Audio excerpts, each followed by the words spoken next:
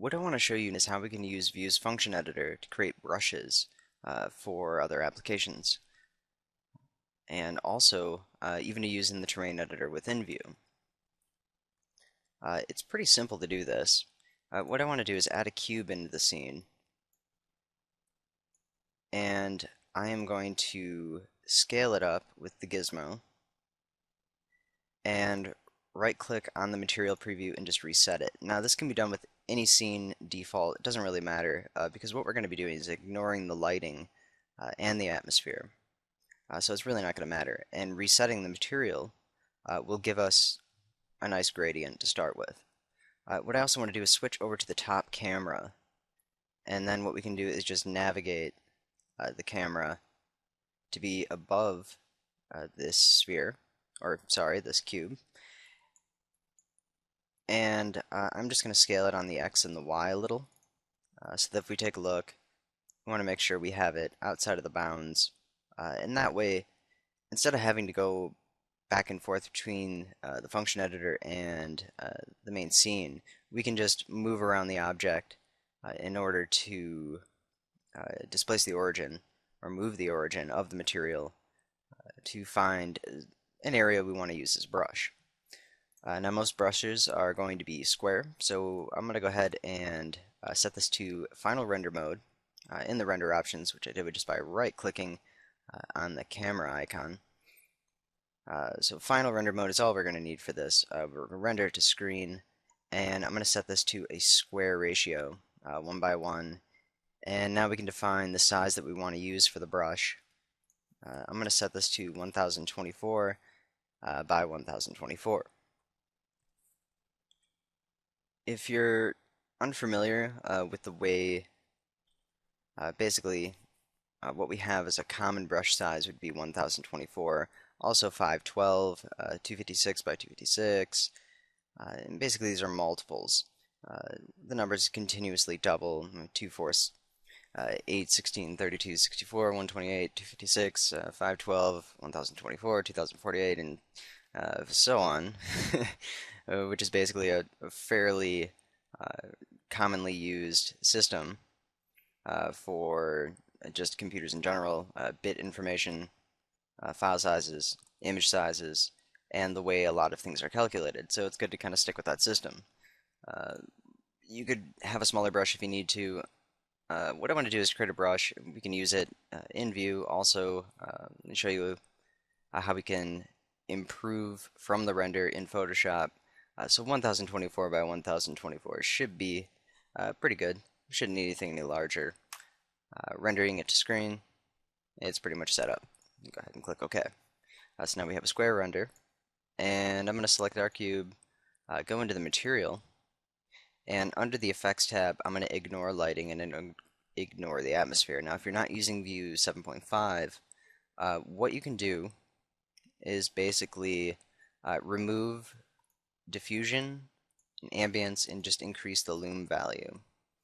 This will basically give you the exact same result as ignore lighting and ignore atmosphere.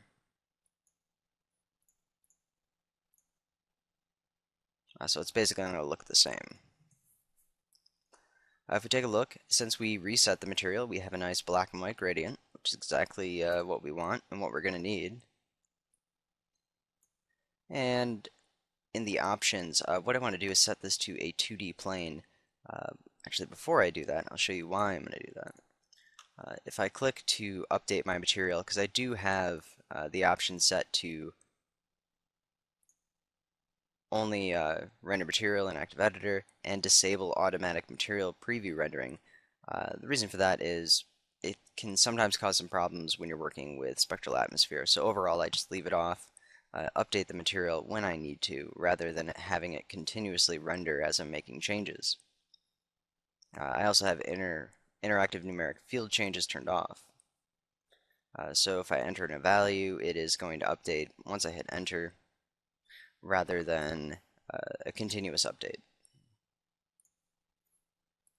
So if we right click and edit the function and open the function output observer, what we can see is a sphere, but we really want to see down on the object, or onto the function, which is where the options come in the main panel, where we set that to 2D plane, because that controls the output observer in the function editor, and then the previews of the nodes themselves are controlled. If you go to the upper left, preview options, select 2D plane. It's going to make it a little bit easier to see what it is we're working on. Now, view by default sets up color map, a filter, and then a constant node, which is a number. This is a placeholder for whatever you want to use to control the distribution of the color map between black and white. So we can replace this, since it is a number output, with noise node, fractal. I'm going to replace this with a fractal.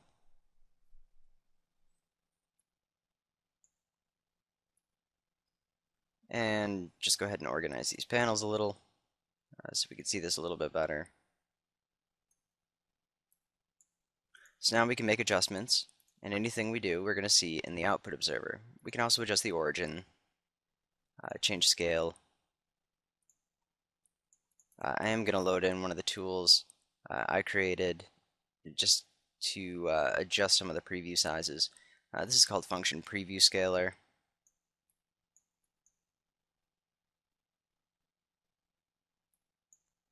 And this will allow me to modify the overall size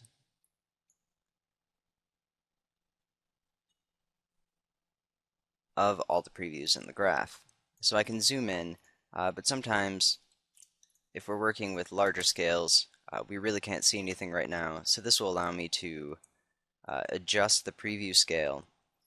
And then when I want to leave the function editor and not affect the scale of the materials in the scene, I can just turn this off, and it'll go back to the normal mode. This is part of Snowflake Metanode Collection version 2 from Xylifex. So this will just give me a better range of what it is I'm working on if I feel I need to zoom in or out.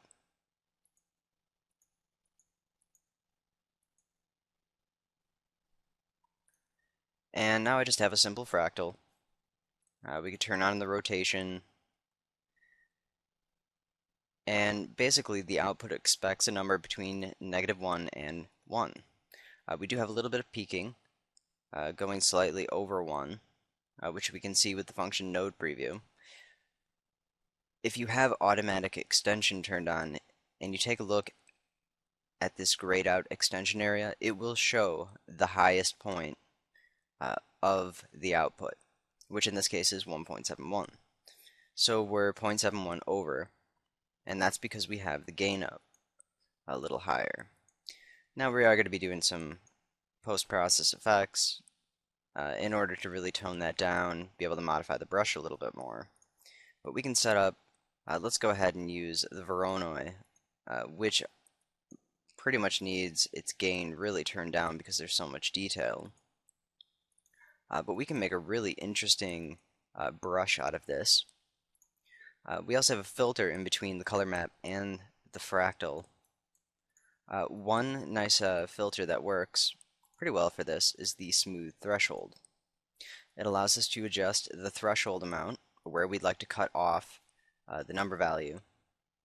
We can see this nice black and white area that would work really good for a brush. And then we can adjust the transition, or the fall off amount, and the gradient blend between where it cuts off and having a very, very sharp edge. And then you can set a low value and the high value. That's going to really tone down the output. So I'm going to keep the low value at -1. If you're going beyond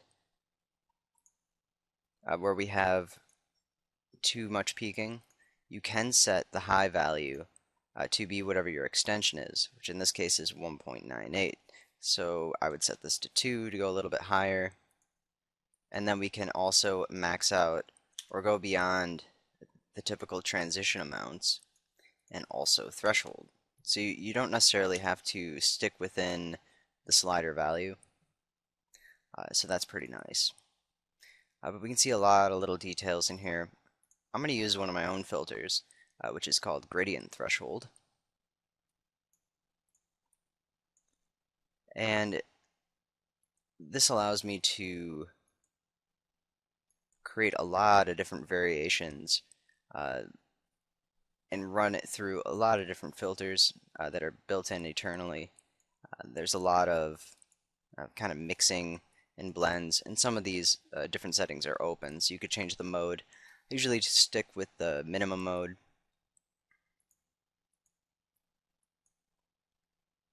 But you can see overall it kind of looks like clouds, which is kind of neat.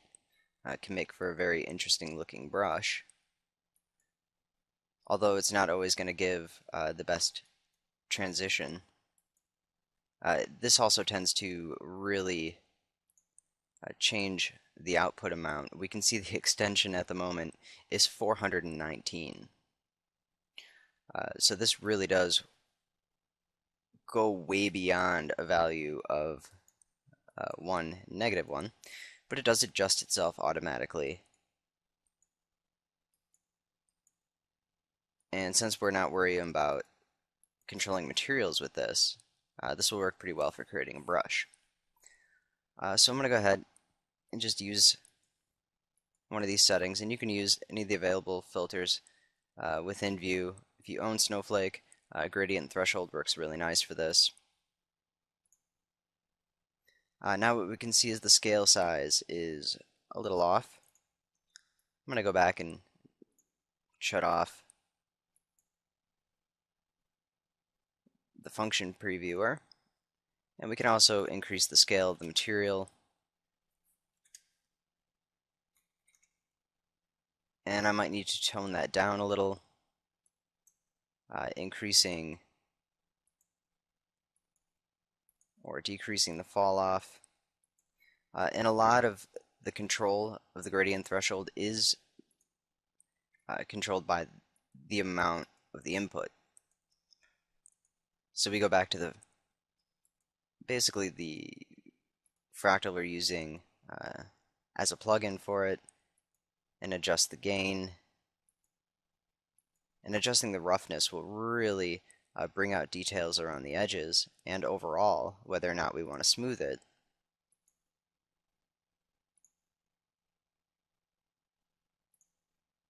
So the more gain, the more you're really going to be able to get out of this. In this case, this really does look like a cloud layer with light behind it. It's kind of neat looking, so that can make a fairly interesting brush.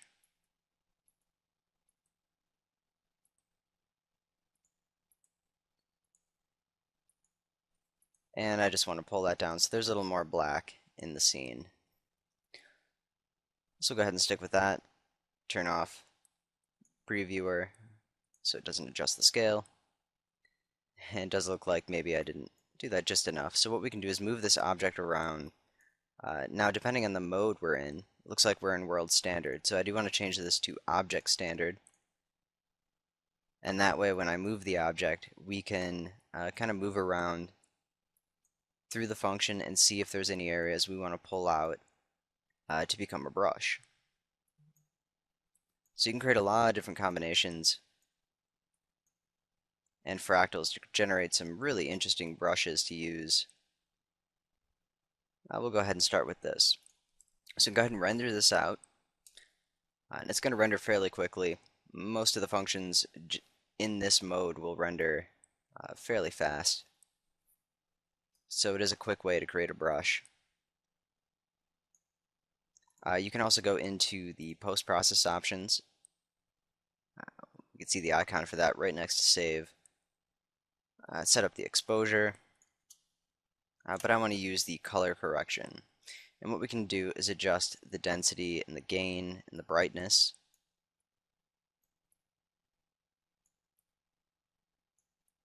So we can do that directly within View, or we could just go ahead and save it out and work on it in Photoshop, since we're going to end up in there anyway. So I'm just going to call this Voronoi _ 01, and by default everything saves as a bitmap. I am going to end up keeping the bitmap format, which is an 8-bit depth, which works really well for brushes. Sometimes you use a 16-bit, but I often find that the files in the TIFF files I would use with the 16-bit, using them in a program like ZBrush can sometimes cause some problems. So I usually just stick with the 8-bit, which normally works pretty good. So we can open this up in Photoshop now.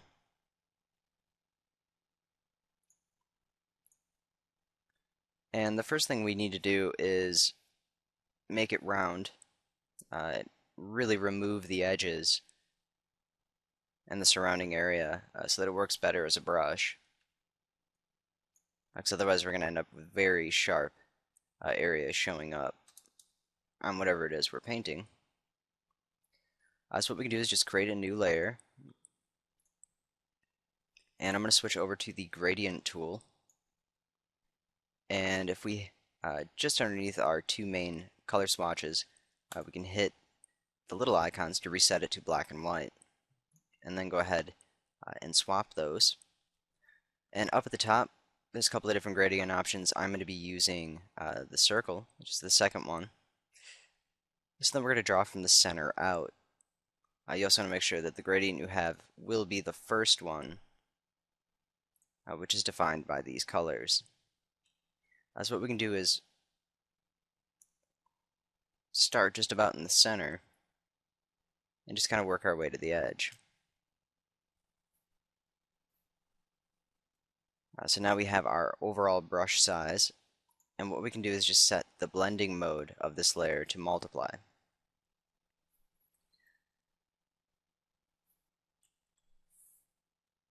And I am maybe going to bring that out a little bit more, and I'm also holding down Shift when I'm clicking. So clicking from the center out, holding down Shift to constrain it, and we're going to bring it right up to the edge. You can see we just expanded it a little bit more. If you hit Control L, pull up levels, you can fine-tune that a little bit more. And you could also use a different blending mode. Whether or not you want to have it fall off or have more of that rounder look to it is entirely, of course, up to you, and really depending on what you're going to be using the brush for. So you can make adjustments that way. You can go through the different layer styles, and you can see color burn creates a very nice edge around the brush, and that is one of the modes I like to use. And then we can fine tune that cutoff and really move away and figure out how we want this brush to look.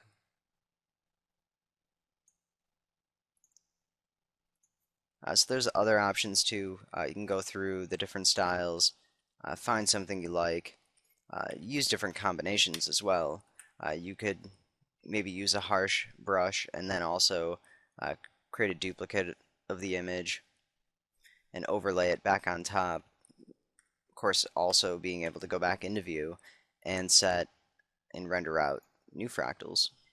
But I do like this color burn just because it gives us a really nice edge where we don't have that intense gradient caused by the overlay, and it's something that can be fine-tuned a little bit more. So I'm going to go to the layer from the render, and adjusting the levels on this layer will also help define the brush. If you're not really used to using levels, or you don't really like the histogram view, you can go up to image adjustments, use brightness and contrast, exposure. Curves is another good one, which has a histogram. If we set it to the draw mode, we can pull out some different areas and create a more interesting brush. We could also set that, change it to curves, and fine tune it a little bit more, pulling the areas in and out. In this case, it would create some very sharp zones. Brightness and contrast does work pretty good for this, whether you're using the newer Photoshop adjustments or the legacy, which is definitely more intense. So if we could tone down In this case, I want to bring the contrast down just a little. And if you have a really sharp edge and you want to get rid of it, this is only really affecting this center area. So what I'm just going to do is switch to the blur tool and just blur that edge slightly.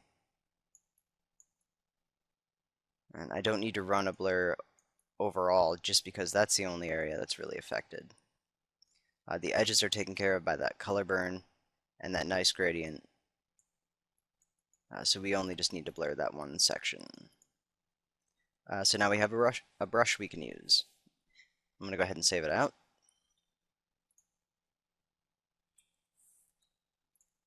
And I'm going to turn off the profile, turn off layers, save it as a copy using the bitmap format.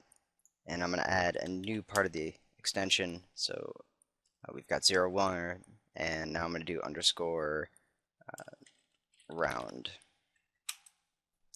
And we'll do a 24-bit.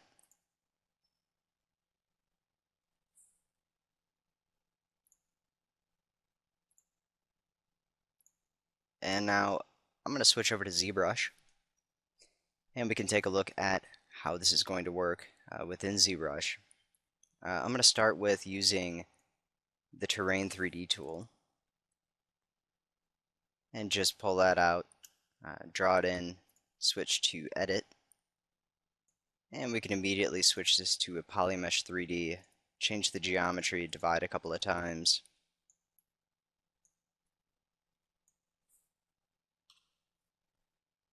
And now what we can do is load in an alpha, which is basically the brush we just designed. So we can go to Import, and then select that brush. And we'll see that showing. In ZBrush we have more control around the edges too by adjusting the focal shift. And you can access that panel if you're familiar with ZBrush just by right-clicking. Right now I'm using just the normal brush using the drag mode. If we set this to spray, you can add a little more detail. I'm going to divide the mesh a little bit more. Go ahead and change the material so we can see it a little bit better. I'm going to go ahead and smooth that. And we'll go ahead and switch this to, let's do drag dot. And now we can add in bits of detail onto the object. We could also go back and do freehand, which will rotate the brush around as we move it slightly. Dots does that a little bit more, just holding down shift to smooth out an area. And I'm going to create something really broken up, and that would have a lot of polygon errors. Because one thing I like to do is use the clay tool. We switch to the clay brush, go back and select that alpha, and then fill in some of those areas using these brushes. And the clay tool can create some really nice blends when using it in combination with an alpha.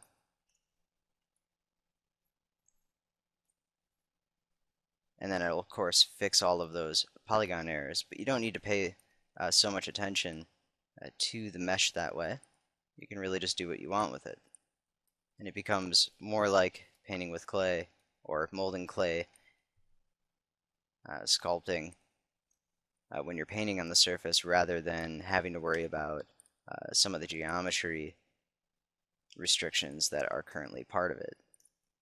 So if we switch that over to the spray mode when using clay, could also create some very interesting variations. Go ahead and switch to the sub mode just by holding down the modifier, which is Alt. And you could do quite a bit with this. So being able to use Vue to create custom brushes is pretty neat, especially if you're going to be working on a document or exporting an object from view into, let's say, ZBrush, and you want to keep consistency between the procedural, so whatever fractal you're using to generate it, and also the way you're brushing onto the terrain, and that way you can match up fractals that way. So it's just kind of something pretty neat you can do and create some very interesting geometry. And in Photoshop, if we wanted to define a custom brush, what we could do is select the canvas and just using Control A, go up to Edit, Define Brush Preset, and now we can define a brush this way. What's happening right now, because we have the brush immediately selected, because I did have the edges selected as well, and it's not a transparent surface, that actually isn't going to work all that well. So what I would need to do is first modify, and I'm going to create, go over to History, create a new document from the current state. We can go to Layer, Flatten the image. I'm going to double click on the background layer just to make it a full layer we can modify, and so that we end up with transparency behind the areas of the image. And we could either set up a mask, either just inverting this, making some changes. We could also use Magic Wand tool, Quick Selection tool. Basically, we just want to remove the black area. So what I'm going to do is use the Magic Wand tool to start, and making sure I turn off continuous, and that way it'll select all the black areas. The tolerance I'm going to go ahead and turn up to 20, and then what we can do is just right click and grow,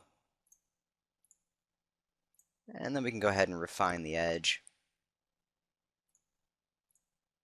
We could either feather it, smooth it, adjust the contrast, and the overall radius or impact of these adjustments. Whether or not we want to contract or expand on the selection. Once we've done that, we can go ahead and delete. I'm going to invert the selection to select just this part of the object. Go to Edit, and we can define Brush Preset. So now we have another one. It's still a little bit too much black. We could cut that out if needed. Probably using an alpha might be a little bit of a better method. So there's a couple of different ways we can use these images. And within View, you also have the ability to really combine a lot of different fractals together to generate a fairly interesting output. So we can go ahead and change this to, let's say, to the terrain fractal, switch that to the billows mode, adjust variation strength, distortion, bump surge,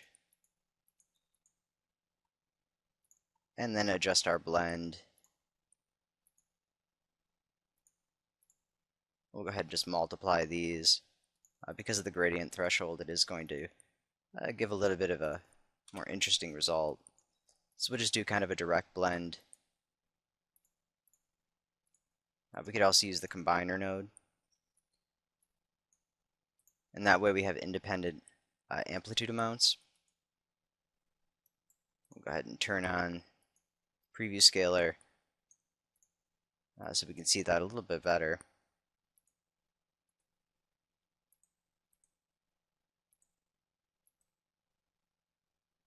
And then we can mix these together. I'm going to increase the gain, decrease scale, and we can make some very interesting brushes this way. So if I was to render this out, now we have another brush that we'd be able to bring into Photoshop, add in that gradient on top of it, and create it and define another custom brush. So this, using View in this method, is a really nice way to be able to use it for other applications and other projects you're working on. So don't always think of it this complete scenery program because the function editor is extremely powerful. And this is a perfect example of that.